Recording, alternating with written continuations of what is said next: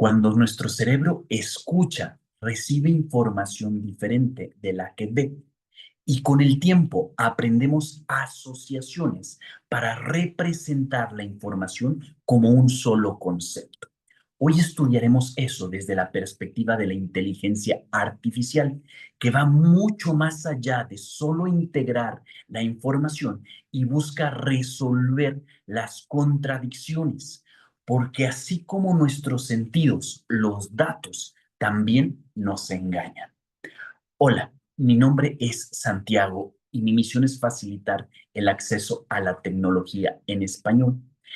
Hay tres razones por las que este tema me apasiona. La primera es porque el problema de multivista o multiperspectiva es muy frecuente. Va mucho más allá de solamente integrar visión con el lenguaje. Involucra todos aquellos problemas en donde tenemos dos fuentes o más de información. La segunda es porque lo veremos desde una perspectiva de aprendizaje por contraste. Generalmente la forma de integrar información es a través de la reconstrucción. Quiere decir que a través de una imagen, por ejemplo, buscamos generar un texto que describa lo que estamos viendo y viceversa. Pero lo que veremos aquí es cómo empezaremos a estudiar a través de las diferencias, que es mucho más parecido a cómo nuestro cerebro crea estas asociaciones de los conceptos en base a la información que recibe de distintos sentidos.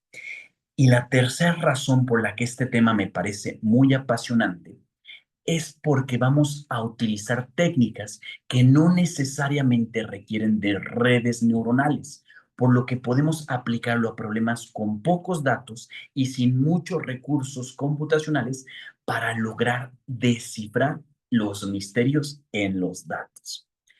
Y aquí atrás de mí encontrarás las dos ideas principales que vamos a estar. La primera, a tu izquierda, es la diferencia entre el proceso de reconstrucción al proceso de aprendizaje por contraste. Aquí podemos observar cómo tenemos dos formas de ver un mismo objeto. Por ejemplo, esta puede ser una cámara de blanco y negro y quizá esta sea una cámara de profundidad o quizá una cámara de color a baja resolución. Y podemos imaginar que podemos ver dos distintas cámaras desde distintas perspectivas o incluso te iré comentando algunos problemas más también muy comunes, incluso algunos en los que yo trabajo, conforme avancemos. Pero la diferencia fundamental es que vemos aquí como las dos flechas F y G van de una perspectiva hacia la otra.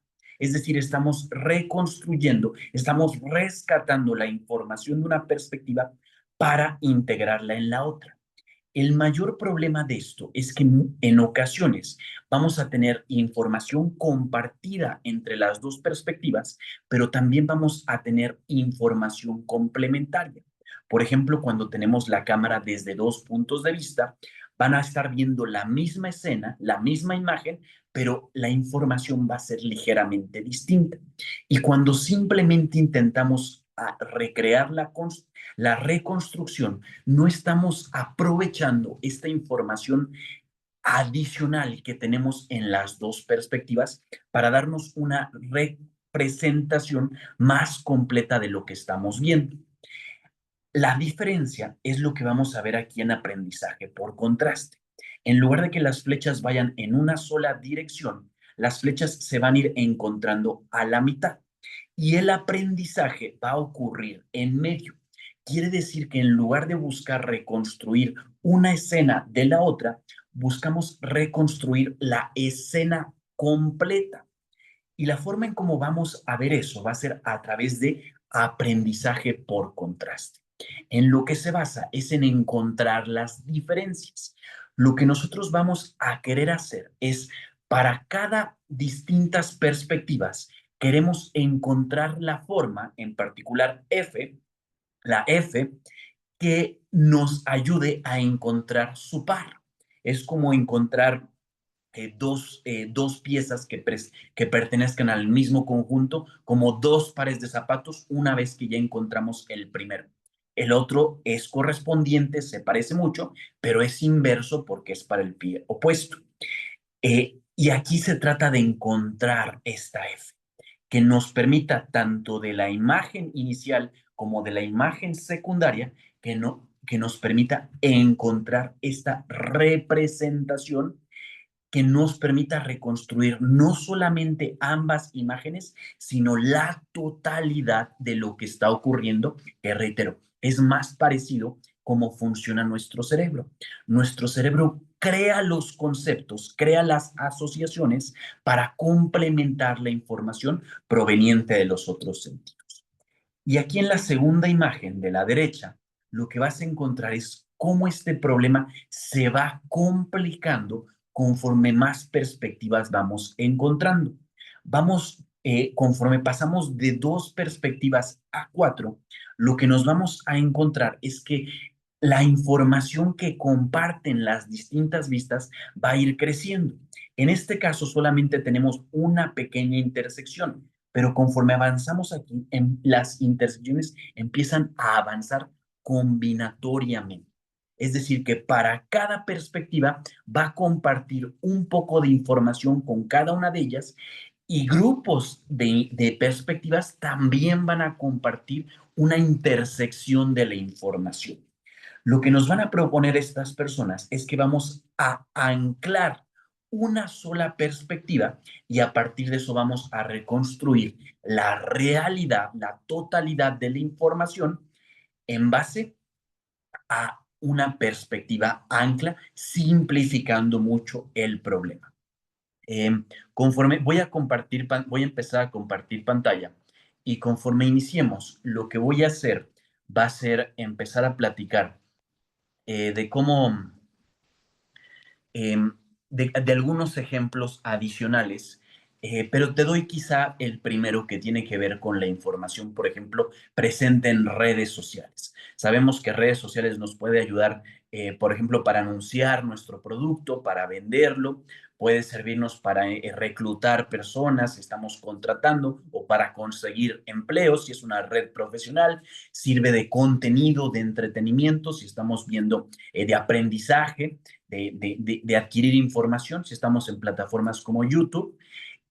Y la información contenida va a tener distintas perspectivas.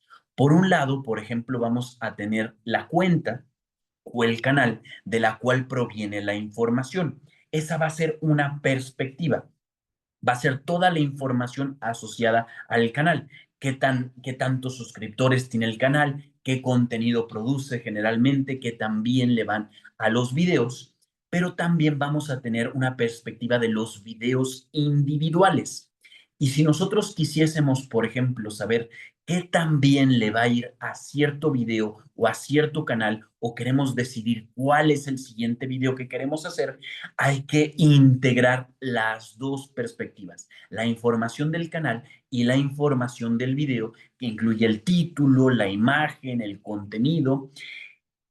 Y adicionalmente vamos a tener más perspectivas porque, por ejemplo, vamos a tener los comentarios.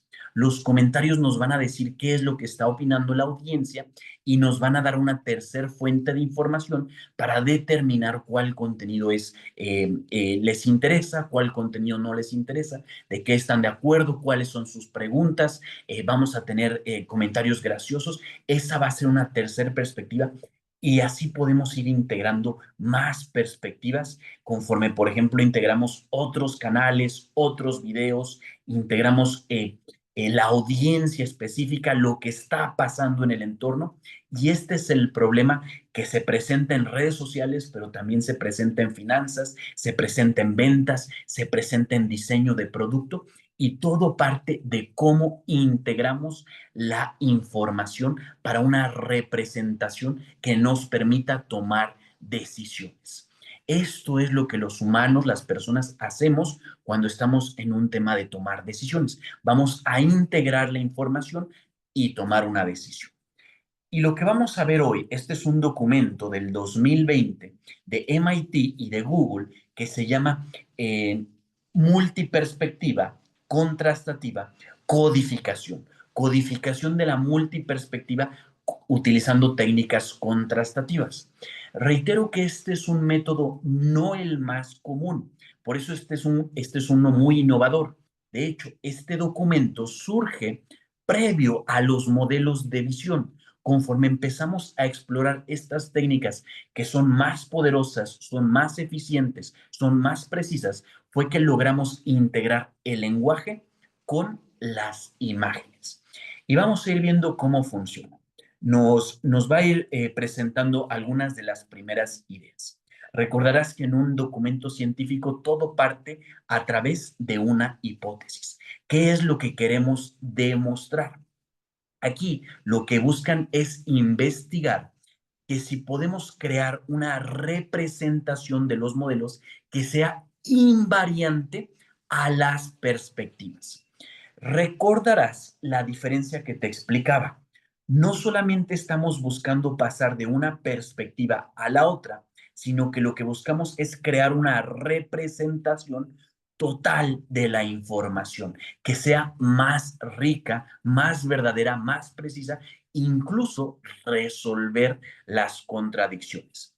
Aquí nos presentan una primera aplicación a la derecha del problema que están solucionando. Ellos van a tener cuatro perspectivas, las imágenes se ven pequeñas, pero son perspectivas de una sala, de una casa, del interior de una casa, y nuevamente tenemos cuatro distintas perspectivas. Las cámaras, por ejemplo, en los robots, utilizan diferentes espectros de luz, por ejemplo, para estimar la profundidad eh, y de esa forma reconstruir lo que está ocurriendo. Y lo que queremos buscar es de todas las imágenes saber si pertenecen al mismo espacio físico o no. Y esto no, le ayuda al robot a integrar cuál de las perspectivas no pertenece. Y aquí lo vemos en rojo, vemos que si bien es el interior de una casa, lo que estamos haciendo es creando una diferenciación prácticamente artificial. Estamos buscando agrupar las cuatro perspectivas que representan el mismo objeto, mientras que lo que buscamos es alejar la perspectiva que representa otro distinto objeto. Desde aquí ya empiezas a ver, por ejemplo, las aplicaciones a los vehículos autónomos. Y reitero, la idea principal de esta técnica es que vamos para cada perspectiva encontrar cuáles son sus perspectivas correspondientes. En lugar de buscar reconstruir las otras perspectivas, solamente buscamos agruparlas. Y nuevamente, esto es aproximadamente 10 veces más eficiente. El proceso de generar o reconstruir perspectivas no solo es deficiente porque hay mucha pérdida de información, sino que también es eh, ineficiente porque el proceso de generación requiere muchos recursos. Podemos decir que hay demasiadas posibilidades cuando estamos generando, por ejemplo, cuando estamos escribiendo, hay tantas posibilidades que podemos explorar para poder comunicar nuestras ideas que lo que nosotros queremos encontrar es solamente no queremos hacer, queremos evitar ese proceso de generación, queremos encontrar cuáles son las perspectivas correspondientes. Por ejemplo, si estamos buscando segmentación de textos, quizá estemos haciendo estudio de mercado y lo que queremos es encontrar la opinión de los clientes sobre cierta marca, estamos examinando reseñas, quizá estamos evaluando hacer una compra y lo que buscamos es consolidar de qué características del producto están hablando, cuáles son los puntos más comunes importantes. Queremos agrupar las reseñas que hablan de un mismo punto y queremos alejar aquellas que hablan de otro punto. Queremos acercar las que son positivas, queremos alejar las que son negativas. Y con esta técnica, que no es generativa, fue que empezó el proceso de modelos de visión. Muy curiosamente, los modelos de visión no empezaron siendo generativos. Empezamos primero entendiendo lo que las imágenes querían decir. Y eso lo hicimos a través de integrar la información de la imagen con la información del texto. Son muchas ideas, vamos a ir explicándolas, explorándolas un poquito más, primero con mayor profundidad, segundo con mayor rigor y eventualmente vamos a ir aplicándolas a distintas aplicaciones. Aquí nos empieza dando, estoy siguiendo el documento, algunos de los ejemplos y dice en particular que cuando los humanos vemos el mundo a través de los sentidos, tenemos que integrar la información de la luz, que es capturada en la vista, con la información vibratoria de los sentidos. Y no solo eso, también tenemos que integrarla desde los dos puntos, sobre todo el oído, vamos a tener que escuchar ciertas cosas del lado de la derecha y ciertas cosas del lado de la izquierda y queremos reconstruir lo que está pasando espacialmente. Reitero, nuestro cerebro es muy bueno en eso, apenas estamos iniciando cómo podemos aprender a ver eso en inteligencia artificial. Y la idea central es que existen factores, aquí dice específicamente como física, geometría, semántica, que son compartidas entre las vistas, entre las distintas perspectivas. Eso es lo que estamos buscando. Estamos buscando cuál es la información compartida entre dos vistas o entre la totalidad de las vistas, lo que nos va a permitir ir agrupando las distintas vistas. Y este proceso lo vamos a ir, y en eso dicen, ok, ¿cómo podemos encontrar una representación total? Si me permites nada más un pequeño detalle, si lo quieres ver de forma geométrica o matemática, imagina que tenemos la representación de la luz, por ejemplo, y la representación de la visión. Si sabes cómo se representa la luz, se representa a través de píxeles, es decir, pequeños puntos, cada uno asociado con un color, que constituyen una imagen. Si es un video, estos puntos van a tener una dependencia temporal. Mientras que, que el sonido se representa a través de frecuencias, amplitudes. Eh, Son dos formas muy diferentes de representar los datos. La primera es discreta, en particular vectorial, matricial, y la segunda es a través de funciones como senos y cosenos. Y aquí lo que ellos están buscando es cómo podemos transformar estas representaciones iniciales en representaciones numéricas.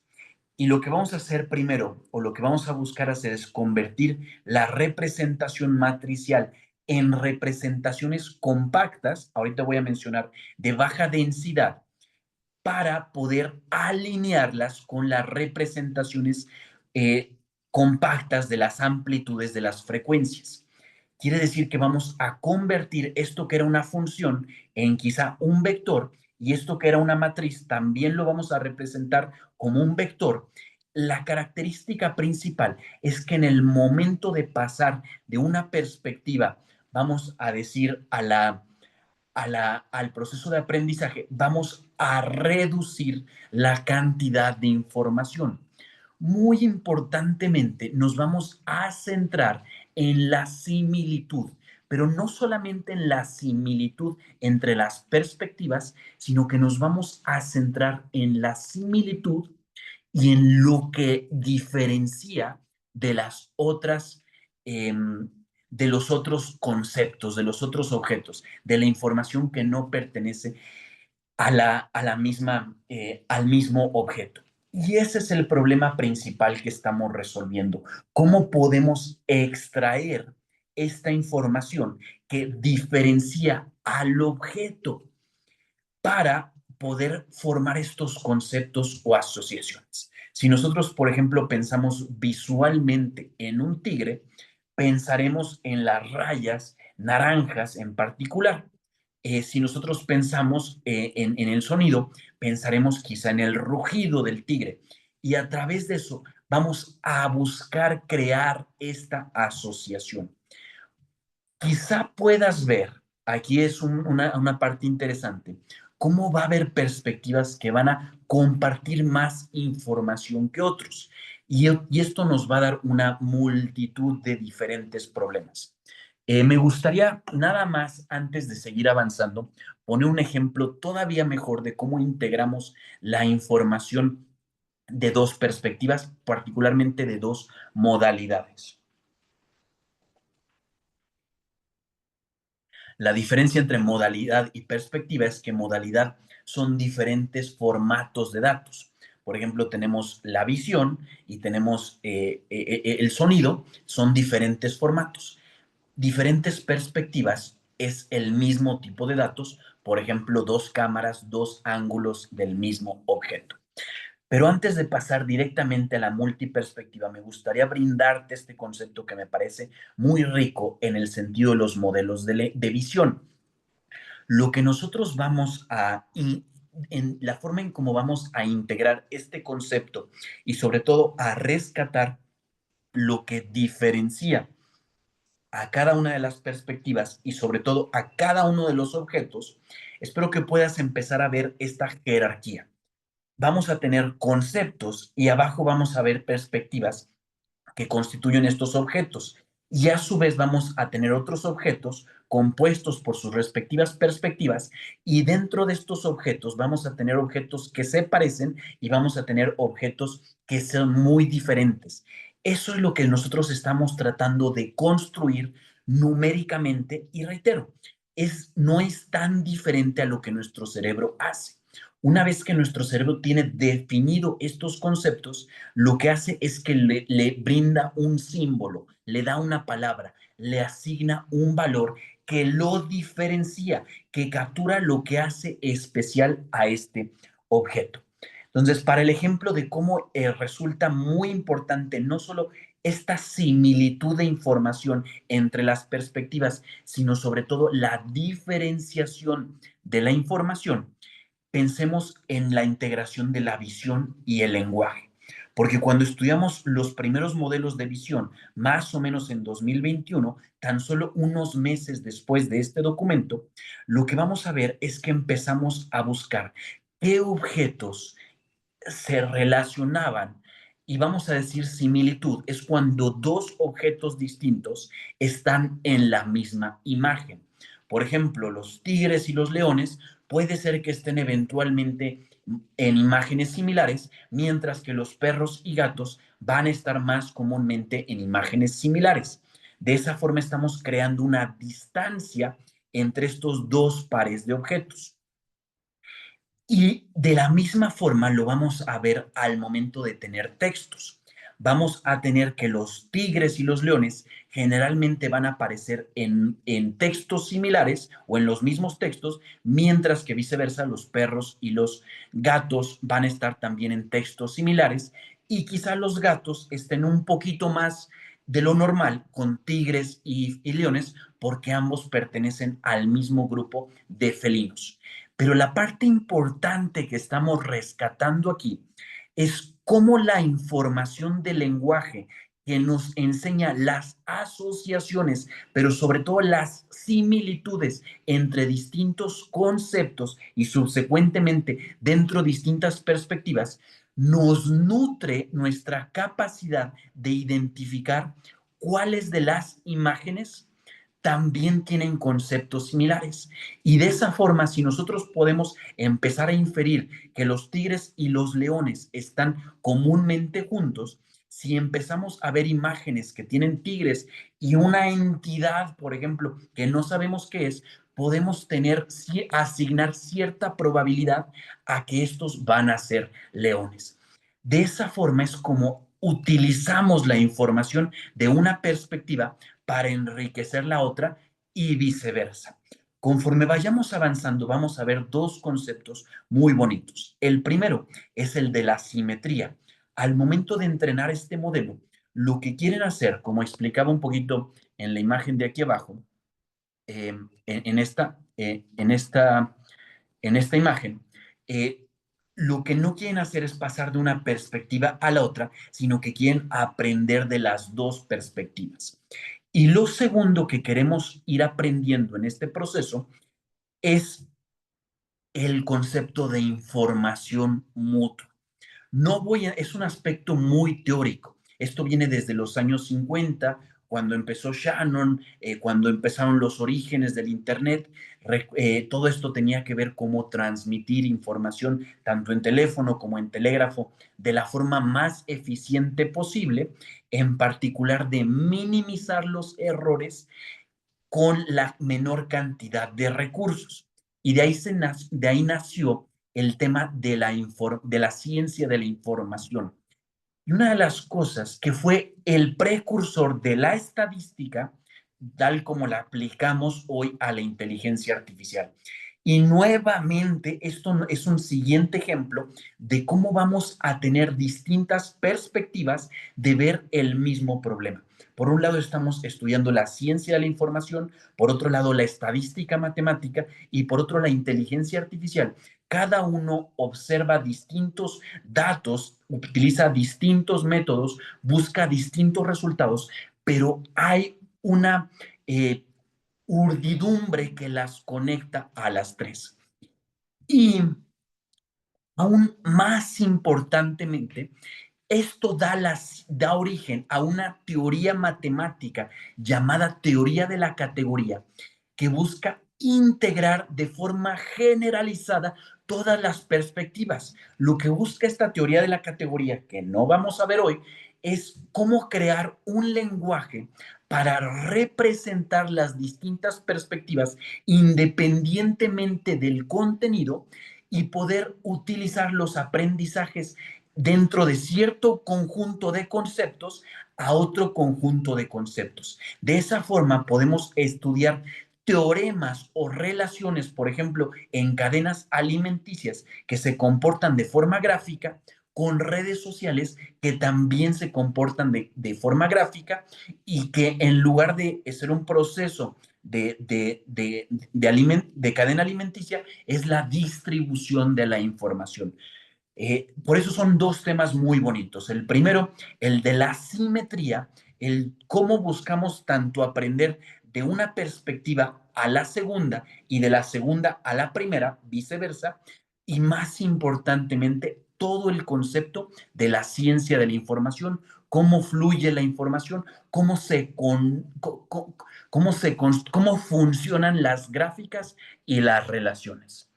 Pues muy bien, con ese antecedente, con esas ideas generales, vamos a ir avanzando un poquito más hacia em, hacia hacia el método en particular que usaron estas personas y dice, nuestra meta es aprender las representaciones que capturen la información compartida entre distintas perspectivas sensoriales sin supervisión humana.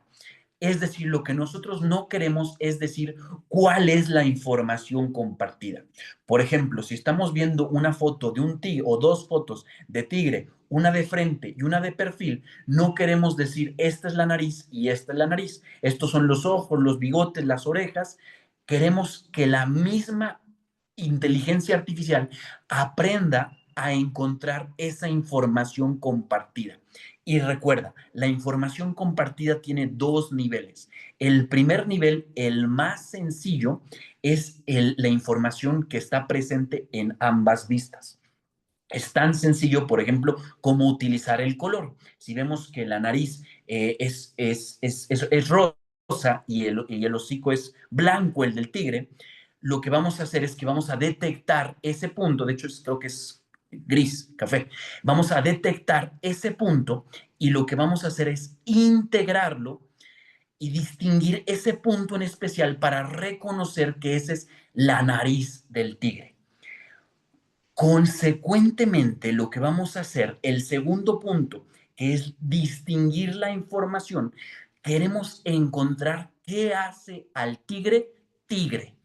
Primero, ¿cómo se diferencia de otros conceptos? Quizá, por ejemplo, el rostro sea un poco más redondo comparado al de los gatos. Quizá la escala, tengamos la oportunidad de utilizar la escala que se vuelve más difícil porque es la relación entre dos objetos. Quizá los bigotes sean diferentes, las orejas. Eso es lo que queremos que encuentre la inteligencia artificial. Primero, ¿cuál es la información común entre dos distintas perspectivas? Y segundo, ¿cuál es la información distintiva entre distintos objetos? Es un problema francamente difícil y por eso este método fue tan revolucionario y sigue siendo muy valioso. Es muy eficiente, es muy poderoso, es muy aplicable a una gran cantidad de problemas y es muy elegante. Y dicen que van a empezar revisando métodos predictivos previos basados en la reconstrucción y después elaborar en el contraste. Esto es una forma, esta es la gran innovación que hacen estas personas. Ellos detectan cuál es la debilidad de los métodos actuales. Los métodos de reconstrucción tienen primero que nada una característica que tiene que ver con compresión de la información. Es como el proceso de traducir la información, en donde pasamos de, por ejemplo, de alemán a francés, vamos a hacer un proceso de reconstrucción. Queremos reconstruir la palabra en francés a la palabra en alemán. Pero lo que ellos van a aplicar va a ser ligeramente diferente. Ellos no buscan crear este proceso generativo de poder pasar de alemán a francés. Lo que ellos simplemente buscan es aprender a distinguir cuál de las oraciones en alemán es correspondiente a la oración en francés. Y a través de ese proceso van a encontrar una representación que es compacta y de esta forma van a alinear estos dos métodos. Creo que hay algo que te tengo que explicar muy importante, donde entra esto en el contexto de la inteligencia artificial. En la inteligencia artificial vamos a tener dos procesos. Un primer proceso de preentrenamiento correspondido de un proceso de postentrenamiento. Cuando estamos en temas, por ejemplo, de integrar la información de un sentido como el de la vista y de un sentido, un segundo sentido como el de la audición, como te explicaba, el primer problema con el que nos enfrentamos es que la representación de las imágenes es matricial y la representación de los sonidos es de frecuencias. Quiere decir que incluso antes de poder hacer un proceso generativo, lo que buscamos es un proceso de alinear las representaciones. Y solamente cuando ya tengamos alineadas las representaciones, se vuelve sencillo. Primero el proceso de entendimiento y quizá eventualmente el proceso de generación. Hay otro segundo comentario es que es importante aclarar. Entonces, primero, esta es la parte importante de las representaciones, porque nos facilita el trabajo. Te di el ejemplo de una tarea que puede ser la generación, pero hay otras tareas como, por ejemplo, la predicción. Como te explicaba, estos son métodos también utilizados, por ejemplo, en finanzas y quizá queremos predecir qué es lo que va a pasar después. O en temas de mercadotecnia, queremos predecir a cuál audiencia, a cuál segmento de la población dirigir, invertir en mercadotecnia, en ventas, sucesivamente. Entonces, un objetivo puede ser predicción, otro objetivo puede ser generación, podemos tener un tercer objetivo que es entendimiento o traducción, tener la capacidad de pasar de una perspectiva a otra, como por ejemplo puede ser en el caso de pasar de un idioma a otro. Facebook en particular utiliza Meta, utiliza estas técnicas para traducir a 200 idiomas diferentes o por ejemplo para pasar de audio a texto. Queremos en general métodos muy eficientes. Y ese es el primer punto importante. ¿Por qué estas representaciones son importantes? Podemos pensar en representación como una materia prima o una materia procesada que nos puede servir como el proceso de forjar acero, por ejemplo, el proceso de pasar de las materias primas como el hierro y eventualmente usar el acero, que nos va a poder servir tanto para construir edificios como para construir mobiliario, como para construir una gran variedad de cosas. Estamos buscando esas materias no primas propiamente, sino manufacturadas, preprocesadas. Lo segundo en particular es que esta técnica es muy eficiente. Y no solo es muy eficiente, es brillante. Estas personas utilizan una red neuronal y ahorita estamos a punto de verlo, pero lo que vamos a ver es que este método es muy generalizable. Incluso en la parte final, quiero hacer algunos comentarios sobre lo que nos va a decir esta arquitectura sobre la realidad de nuestra mente y en general de la realidad, de qué caracteriza a un concepto y cómo podríamos quizá evitar un proceso de entrenar una red neuronal para tener funciones específicas para cada concepto, incluso para los temas de personalización, en donde si queremos adaptar, por ejemplo, la forma de interactuar un chat, un bot con distintas personas, podamos crear esta diferenciación, esta distinción de las distintas personas y en base a eso dar la atención personalizada a los distintos clientes. Entonces, pequeños dos comentarios. Uno, el por qué buscamos estas representaciones y segundo, el por qué esta técnica es tan valiosa. Eh, Aquí vamos a decir, nos va a dar, voy a leer un poquito eh, esta imagen porque hay un tema aquí nada más pequeño que es, en la parte de arriba vemos el proceso tradicional predictivo. Recuerda, súper importante, antes de este método no podíamos sincronizar la visión con el lenguaje. No podíamos pasar de visión al lenguaje. No podíamos entender lo que una imagen ocurría. En particular, lo que estábamos intentando era predecir, por ejemplo, la descripción de la imagen. Pero esto es dificilísimo, dificilísimo, porque hay una gran cantidad de posibilidades de generación. La señal que tenemos, el proceso para aprender, se vuelve aproximadamente 10 veces más costoso si utilizamos técnicas predictivas. Pero si en lugar de eso usamos técnicas contrastativas, en donde logremos identificar qué representa un primer objeto y un segundo objeto, y buscamos encontrar este espacio vectorial como un Z, que lo ves enmarcado en rojo, y buscamos, nos es fácil decir, esta imagen, creo que es un oso de peluche, lo que estamos viendo en la imagen, es un oso de peluche y podemos dar esa descripción. Esta imagen es un oso, porque tenemos este espacio intermedio que nos facilita el proceso de transición. Eh, hay un, incluso, hay un proceso, no, me hubiera gustado que lo notaran de forma aún más peculiar las imágenes. Porque cuando tenemos este espacio Z, eh, hay dos temas súper importantes. Más bien, hay dos detalles muy elegantes. El primero representado en esta imagen, el segundo no necesariamente representado y que me hubiera gustado que lo representara. El primero es que nosotros ¿por qué es más fácil esto? ¿Por qué es más fácil utilizar una técnica de aprendizaje por contraste comparado contra una generativa?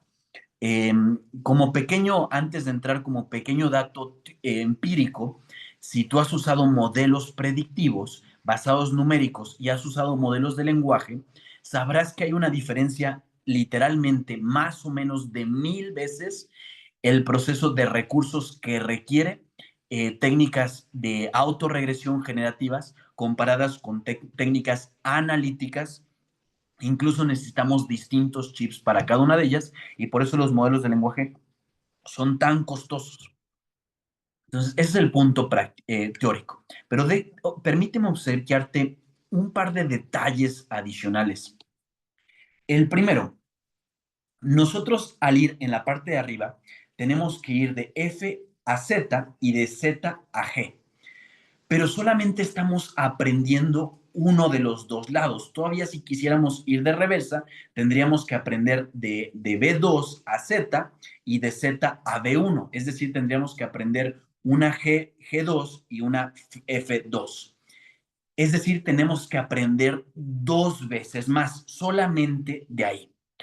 Pero hay un segundo problema todavía más comparado abajo, que solamente tenemos que aprender una vez. Tenemos que aprender de B1, tenemos que aprender F que va a Z y de B2 tenemos que aprender F2 que va a Z. Nos estamos ahorrando la mitad del trabajo simplemente de ahí.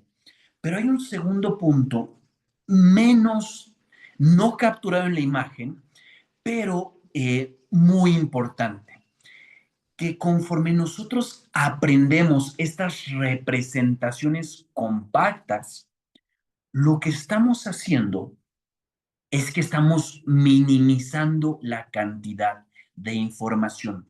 Esto va a ser extremadamente importante, porque si nosotros queremos ir de una modalidad de información que tiene un volumen bajo, como puede ser texto, a un volumen que tiene una gran cantidad de información, como es una imagen, el proceso de crecimiento se vuelve muy grande. Existe un proceso de expansión de la información, de proceso generativo. Esto es extremadamente costoso y no solo eso, es muy incierto porque estamos perdiendo información, o más bien porque no tenemos la suficiente información para generar. Y te lo pongo en un ejemplo muy práctico. Si nosotros tenemos instrucciones o queremos ir hacia un lugar y tenemos pocas instrucciones, no vamos a poder llegar al lugar. Si tenemos demasiadas instrucciones, demasiado en detalle, sí va a ser un poco tedioso tener tanta precisión de detalles, nos va a costar más ir paso por paso en cada una de las instrucciones, pero sí vamos a llegar. En el otro caso, va a haber momentos en que tengamos que inventar la información. Por eso, no es, primero que nada, es un proceso que aumenta la información y conforme aumentamos la información, el costo crece. Y segundo, es un proceso menos preciso porque en el momento de crecer la información perdemos precisión. Pero en cambio aquí propiamente lo que estamos haciendo es que estamos reduciendo la información de las dos modalidades hacia este espacio común Z. Y recuerda, este espacio común Z es el que lo vamos a usar como punto de partida para entrenar modelos más avanzados. Ejemplos muy básicos, este espacio Z, por ejemplo, si estamos en un proceso de navegación de autos autónomos, de vehículos autónomos o de robots, vamos, o de drones, que pronto veremos un video sobre eso en el canal, este espacio Z es el que lo utilizaremos para tomar la decisión. Una de las cosas que dice Elon Musk que resultó difícil de integrar LIDAR es que no sabían a cuál de los sensores hacer caso. Se tiene que crear este espacio Z para poder tomar las decisiones. Cuando ya tengamos este espacio Z, ya podemos integrar la información de las diferentes perspectivas. Si no, no vamos a saber a cuál de todos los sensores hacerle caso. Entonces, por eso es importante este espacio Z. Y por eso esta técnica contrastativa es más eficiente. Eh, que no, lo que hizo Elon Musk fue solamente, como era un problema construir este espacio Z, solamente se basó en una fuente de información. En particular, los vehículos de Tesla no son multimodales. Por eso son más baratos que los Waymo y posiblemente menos precisos. En donde compensan es en que tienen más datos. Primero, porque son más eficientes, más baratos de producir. Y segundo, porque el proceso de construcción de los sensores es automático. Eh, pero, pero esto no quiere decir que la construcción Z no sea muy importante. Te pongo un segundo ejemplo, nada más para ilustrar este primer ejemplo lo que ilustró es por qué este método contrastativo es mejor, porque construir este espacio Z es tan difícil que queremos los mejores métodos. Ahora nada más te cuento un segundo ejemplo de en dónde sí sería necesario. Imagínate que, por ejemplo, Facebook tratase de traducir 200 distintos idiomas a 200 distintos idiomas, otros idiomas. Tendríamos aproximadamente 40,000 combinaciones posibles. Requeriríamos 40,000 modelos distintos. Un modelo para francés-alemán, otro para alemán-francés, francés-inglés, inglés-español, etcétera. Una cantidad innumerable de modelos y, más importantemente, cada que aprendamos un nuevo lenguaje, tenemos que aprender 200 o más modelos distintos. En cambio, cuando tenemos este espacio Z común, podemos simplemente aprender el proceso de ida hacia Z y el proceso de vuelta, y aprendemos y podemos solamente entrenar 2 modelos en lugar de 200 o 400 modelos más. Pequeños ejemplos, espero vaya quedando claro la utilidad de estas representaciones. Y ahora sí, nos acercamos al corazón de estas ideas, y justamente dicen, la idea detrás del aprendizaje por contraste es aprender un espacio vectorial o de incrustaciones que separe, es decir, contraste muestras de dos distintas distribuciones. Esto que vamos a ver es una de las ideas más bonitas, más bellas en inteligencia artificial. Cuando nosotros estudiamos geometría, o cuando los griegos descubrieron la geometría o la inventaron, en particular cuando la formalizaron, Euclides definió 5 axiomas, y a partir de esos axiomas encontró teoremas y dio resultados que se verificaban con, por ejemplo, instrumentos como reglas y compás. Formalizó, y lo que ellos lograban realizar en el plano físico lo podían realizar en el plano matemático, pero se basaban en estos axiomas y utilizaban el lenguaje de la lógica para derivar los teoremas. Si los axiomas fuesen incorrectos, lo que viésemos en la realidad fuese incorrecto. En particular, cuando Einstein empezó a notar que el mundo no se comportaba de acuerdo a la geometría euclidiana, sino que se comportaba de acuerdo a una geometría hiperbólica, si bien no lo sabía en ese momento, tuvo que, eh, tuvo que eliminar uno de los axiomas. Descubrió que era falso, en particular el de las líneas paralelas, eh, y, y me parece que, sí, podría estar equivocado, pero me parece que el axioma particular es de que para una línea, para un punto y una línea, existe solamente una segunda línea que pasa por ese punto y es paralela a la línea original. Y lo que Einstein descubrió fue que existían una infinidad de líneas porque el espacio era hiperbólico. Es decir, había una familia de líneas que, conforme se acercaban, y a ese punto en particular se alejaban. Es una forma muy diferente de representar el espacio. Voy con un par de puntos más. ¿Por qué te digo esto? Porque estamos entrando a la teoría que da origen a la inteligencia artificial. Como te explicaba, vamos a tener ciertos fundamentos que son la base de lo que es la inteligencia artificial. Si estos fundamentos en algún momento descubrimos, y de hecho muchos ya sabemos que no son necesariamente ciertos, pero es una simplificación, una aproximación para obtener resultados suficientemente buenos, tendríamos que buscar mejores axiomas. En particular, el día de hoy, el mejor axioma que tenemos es aquel que nos dice que los datos se comportan de acuerdo a una distribución de probabilidad idénticamente distribuida, me parece. Es decir, que los datos pertenecen a la misma familia de probabilidad. Cuando nosotros estamos diciendo, esta imagen es un tigre, implícitamente estamos asignando una probabilidad alta a que esa imagen sea un tigre. Por ejemplo, en un ejemplo muy extremo, podría ser una persona disfrazada de un tigre. Podría existir esa mínima probabilidad, podría ser el disfraz lo más realísticamente posible, o incluso la imagen podría no ser un tigre, podría ser una imagen artificial de un tigre que está representando un tigre, pero en realidad no es un tigre.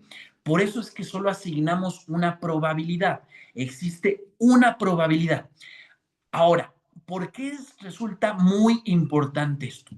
La forma en cómo formulamos nosotros el aprendizaje multivista es a través de que definimos que cada vista se comporta como una distribución de probabilidad diferente. Quiere decir, y esto es un poquito difícil, pero me gustaría que lo logres, intentes imaginar. Quiere decir que si nosotros tenemos un objeto y vamos a tener que el objeto tiene distintas perspectivas, por ejemplo, el frente y el perfil, una foto de frente y una de perfil, la representación de frente va a tener cierta probabilidad y la representación de perfil va a tener otra cierta probabilidad. ¿En dónde van a estar basadas esas probabilidades? En un espacio vectorial, en un espacio numérico, en un espacio de incrustaciones. Por ejemplo, vamos a pensar el ejemplo más sencillo, que es la forma del rostro. Si nosotros vemos la información, la foto de frente, generalmente va a ser circular u ovalada, mientras que si la vemos de lado, va a tener una forma, primero, asimétrica y segundo, con una protuberancia, una pronunciada en donde está la nariz. Quiere decir que la forma, si representáramos la forma como una probabilidad, va a tener dos formas distintas. La primera se va a comportar como un óvalo y la segunda va a tener una forma irregular. Pero en general, vamos a decir, pensemos que la foto de frente va a tener ciertos parámetros. Un parámetro podría ser la relación entre lo vertical y lo horizontal y lo ancho del rostro. Ese va a ser un primer parámetro, quizá el parámetro más importante, y quizá ya con eso, quizá un segundo parámetro sería el proceso de cómo se va en una parábola cerrando conforme va hacia abajo. Entonces no sería propiamente un elipse, sino sería una forma un poquito ligeramente diferente. Y podríamos tener ese segundo parámetro. Esos dos parámetros en particular, vamos a decir que se comportan como funciones de distribución. Quiere decir que vamos, en el ejemplo más sencillo, se va a presentar como una función normal. ¿Qué quiere decir esto de función normal? Quiere decir que va a tener un lugar en donde va a ser lo normal, lo más común. Es decir, que exista cierta proporción, quizá dada por el número de Fibonacci, por la secuencia dorada, en donde va a ser proporcional, por ejemplo, que el proceso, que la dimensión vertical sea 3 veces y 2 veces sea la horizontal. Entonces, que por cada 2 horizontal va a ser 3 vertical y vamos a decir que esa va a ser el punto máximo medio. Pero a veces puede ser que el rostro pueda ser más alargado y a veces más cerrado, más corto, haciendo un rostro más circular. Pero vamos a decir que va a tener una forma normal. Es decir, que conforme más nos alejemos de esta proporción de 3 a 2, menos común va a ser, menos personas van a tener esa forma de rostro específica.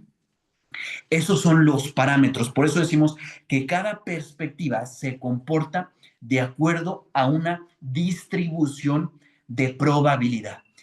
Yo te haría la primera pregunta: ¿qué tanto podemos decir que esto es cierto? Voy a pasar a dos puntos más importantes y perdón si esto está siendo un poquito complicado. Todas las dudas las estaré contestando en el canal y sobre todo los sábados hago un live para responderlas en vivo y facilitar la conversación. Dos conceptos que te quiero comentar ahorita. El primero, Lo que nosotros creemos en base a los axiomas de la inteligencia artificial no es tanto que no se comporten como una distribución de probabilidad. El hecho que es un poquito menos común en los datos es que la distribución es estática. En este caso, y es un mal ejemplo, pero que no existen fuerzas de evolución que modifican los parámetros del rostro. Pero si nos vemos aspectos más dinámicos como finanzas, mercadotecnia, redes sociales, contenido, etcétera, sí veremos que los datos se dejan de comportar como se comportaron antes. Esto tiene solución, esto añade una nueva dimensión, que es la dimensión temporal, en donde los datos tienen cierta tendencia, pero en general los métodos que tenemos el día de hoy no lo involucran, sobre todo para problemas tan complejos como modelado de lenguaje. Eh, nada más me gustaría hacer ese comentario de qué axiomas creemos que son verdaderos o no, pero aún así me interesa mucho escuchar tu opinión sobre qué te parece esta idea de que cada perspectiva tiene su propia distribución de probabilidad. Lo segundo, y me voy a ir acercando un poquito, ya estamos llegando a la parte final, es cuál es la idea detrás de esta representación total. Y me gustaría tratar de explicártelo de la siguiente forma. Imagina que tenemos un objeto en 3 dimensiones y nosotros creamos una proyección hacia 2 dimensiones. Al crear la proyección, estamos perdiendo información. Y en particular, nosotros lo que encontraremos es que la primera perspectiva y la segunda perspectiva, cada una van a tener sus parámetros, pero ciertos parámetros van a ser comunes o compartidos o al menos van a tener cierta correlación. Por ejemplo, explicaba el parámetro de qué tan alargado es el rostro. Puede ser que no sea tan claro en perfil, pero aún así lo podemos ver, que podemos detectar y podemos inferir, incluso podemos reconstruir el rostro de frente simplemente en base en ese parámetro compartido. Esa es la idea un poquito matemática o estadística de cómo estamos haciendo este proceso. Me gustaría nada más, es mucho, muy difícil, pero me gustaría que lo vieras a través de un ejemplo muy preciso. Si estamos en 2 dimensiones, vamos a ver que tenemos una distribución normal en una dimensión y otra distribución normal en una segunda dimensión. Y en particular vamos a ver que va a haber un punto de cruce y va a haber un punto de donde haya información complementaria. Esa es un poquito, y ahorita la vamos a ver matemáticamente, que para algunas personas puede ser más sencillo entenderlo, pero nada más lo que me gustaría tratar de explicar es que vamos a empezar a ver cómo se interseccionan las 2 distribuciones de probabilidad y lo que queremos estar rescatando, todavía no me gustaría decir exactamente qué es lo que estamos haciendo, pero que estamos a través buscando esos puntos, identificando esos puntos de información compartida, esos puntos de intersección.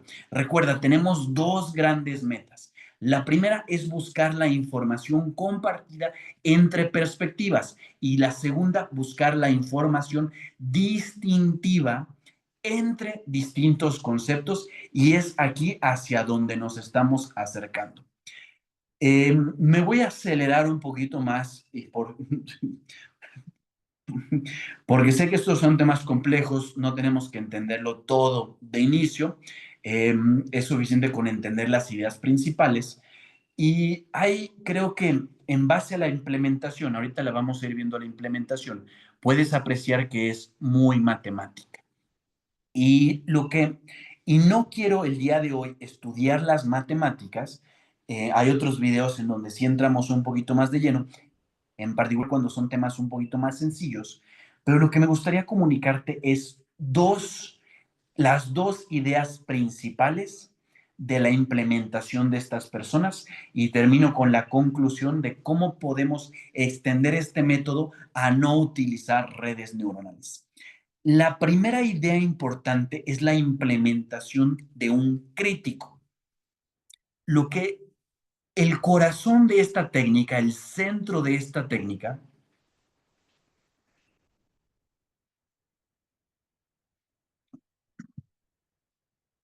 cae en utilizar una función, le voy a llamar una función por ahora, una función de diferenciación, tal que para,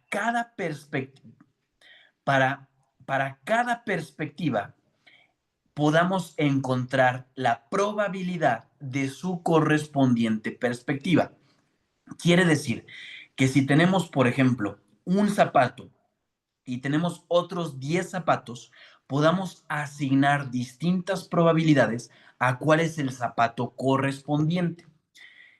Y vamos a implementar esta función del crítico. Y el crítico lo que va a hacer de forma individual es que va a ir evaluando cada una de las opciones. Y va a decir, por ejemplo, estos dos zapatos tienen el mismo color, los dos son rojos, existe una probabilidad mayor de que estos sean correspondientes. Estos tienen la misma forma y el mismo color, la probabilidad crece aún más. Estos son de diferente color, es menos probable. Puede ser, pero es menos probable que sean. Y de esa forma el crítico va a ir evaluando la probabilidad de cada par de zapatos o de cada posible par de zapatos y este crítico va a lograr identificar cuál es el par correspondiente. Muy bien, esta es la primera idea principal, que todo se centra en entrenar al crítico. La segunda idea relacionada principal, pero es incluso la idea más revolucionaria, es el proceso de entrenamiento del crítico. Recordarás que lo que estas personas hacen, la hipótesis de estas personas que estas personas hacen, es que en lugar de utilizar un proceso generativo para encontrar el zapato correspondiente, ellos van a hacer un proceso contrastativo para discriminar cuál es el par más probable. Y esto tiene una forma muy peculiar de entrenar y es en donde empiezo a conectar la idea de la personalización. Porque en particular lo que van a hacer estas personas es que para este zapato, van a definir una función, va un proceso de aprendizaje en el que van a integrar la información de todos los zapatos. Cuando nosotros hacemos un proceso tradicional de aprendizaje de perspectiva, generalmente nos centramos en en las perspectivas de un mismo concepto. Y de esa forma aprendemos el, eh, a generar la otra perspectiva. Es decir, vamos a tener el primer par de zapatos y vamos a encontrar de forma mágica por ahora, de forma de difusión, el día de hoy, de forma de difusión, vamos a imaginar, a generar cómo sería el par correspondiente. Y esto vamos a ir aprendiéndolo a través de todos los distintos pares. Y vamos a aprender esta función generativa que, si recuerdas, es muy costosa, es muy difícil y es muy imprecisa. La cantidad de posibilidades es mucha y existen ocasiones que los volúmenes de información son asimétricos. En cambio, lo que estamos haciendo es que no estamos entrenando una perspectiva con su correspondiente perspectiva, sino lo que estamos entrenando es una perspectiva con todas las posibles perspectivas correspondientes y aprendiendo a diferenciar, a discriminar cuál es la perspectiva que tiene la mayor probabilidad. Y existen dos fuerzas que nos van a llevar hacia la fortaleza de este modelo. La primera fuerza es lo compacto de las representaciones. Ahorita voy a explicar un poquitito eso. Y lo segundo es la precisión. Quiere decir que conforme nosotros bajamos a esta representación común, y esto es algo bien valioso, que ilustra el por qué es este método tan eficiente. Nosotros, para poner un ejemplo, cuando tenemos una perspectiva de frente y una perspectiva de perfil, si utilizamos métodos generativos, lo que estamos reconstruyendo implícitamente es una representación tridimensional del objeto, súper valiosa. Ya sabemos no solamente cuál perspectiva corresponde a cuál otra, cuál frente corresponde a cuál perfil, sino que más importantemente tenemos la totalidad de la cabeza de la persona y podemos generar una infinidad de perspectivas. Pero esto es costosísimo. Lo que están haciendo estas personas es que en lugar de buscar eso, lo que buscan es pasar de, en lugar de 2 a 3 dimensiones, buscan pasar de 2 dimensiones a una dimensión, centrándose únicamente en la proporción de dimensión vertical versus la proporción horizontal. Esto hace un proceso de simplificación de la información. Quiere decir que tenemos dos fuerzas y a través del balance, del estira y afloja, de la tensión entre estas dos fuerzas, lo que nos vamos a tener es que vamos a tener el método óptimo, que va a ser la representación común más compacta y la representación más precisa. ¿Por qué es importante que sea compacta? Porque recuerda que hay dos aristas de nuestro proceso de aprendizaje. El primero es distinguir la información común entre perspectivas relacionadas al mismo objeto y la segunda es encontrar la información distintiva entre el objeto y los distintos otros objetos. Quiere decir que entre más compacta logramos encontrar esta representación, lo que estamos haciendo es que estamos encontrando más información distintiva, sacrificando precisión. Y con esto, mis amigos, terminamos. Llegamos a los conceptos, a las ideas principales, casi acercándonos de forma muy, muy sencilla, muy tangencial a los procesos matemáticos. Todo esto lo explica con procesos matemáticos. Aquí en particular lo conecta a la información mutua, que es la parte que te decía, una de las ideas más bellas, como lo que estamos haciendo a través de estadística matemática corresponde a inteligencia artificial y corresponde, por supuesto, a información. No lo vamos a ver, fue lo que te traté de explicar un poquito en cómo podemos visualizar las dos distribuciones e encontrar los puntos de intersección y en base a eso lo que demostramos es que una solución que es óptima desde la perspectiva de información mutua es óptima también desde la forma estadística y correspondientemente de inteligencia artificial. Felicidades, felicidades. Lo lograste. Sé que te quedarán muchas dudas. Me encantará escuchar tus comentarios, todas las aplicaciones que se te ocurra que podamos aplicar eso también me encantará escucharlo. Por lo pronto, me voy a despedir con una pequeña conclusión que resulta muy importante, que nos va a abrir el paso a muchas otras aplicaciones. Y la aplicación que va a ser tiene que ver con cuáles son la forma de representar los conceptos. Hoy, todo el día de hoy, estudiamos a representar la información mutua entre distintas perspectivas. Pero lo que asumimos es que no se encontraban las perspectivas parametrizadas por el objeto.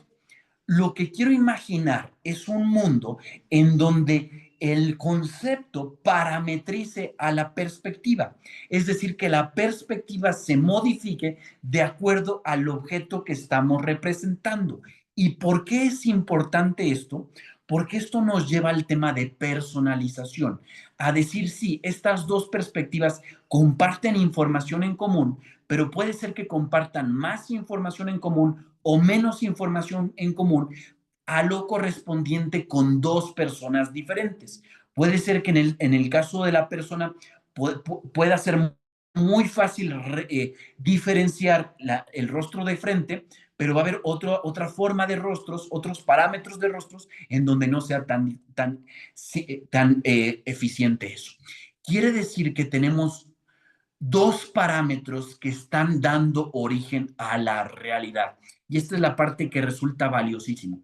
El primer parámetro es el que diferencia a las perspectivas entre sí. Recuerda que estamos partiendo de de una realidad inalcanzable o que estamos partiendo, sí, de una realidad inalcanzable, es decir, de una representación de la realidad.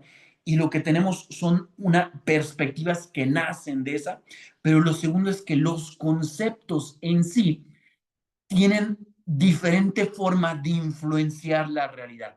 Son ideas platónicas originarias en la caverna que hasta el día de hoy siguen siendo extremadamente relevantes e influyen nuestro conocimiento de lo que es real.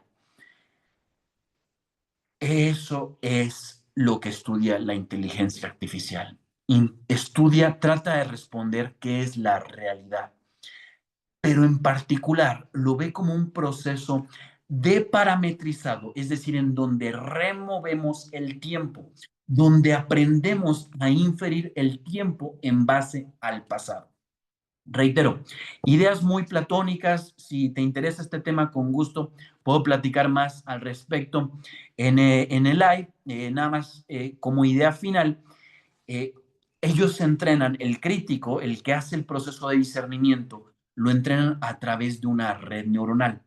Pero tenemos otros ejemplos, por ejemplo, en visión por computadora, en donde entrenamos proyecciones lineales para cada una de las categorías, es decir, los conceptos, para dar origen a las perspectivas. Y eso es lo que hace este método tan emocionante hoy, 2025, porque podemos utilizar métodos de bajos requisitos computacionales para hacer un proceso de inferencia, de aprendizaje en línea. No prometo nada, no prometo nada, pero ese es uno de los temas que me gustaría ver muy pronto. Creo que hoy ya no, esta semana ya no vamos a tener tiempo, tal vez sí, tal vez no, pero hay un documento muy valioso, muy impresionante de Meta que acaba de salir.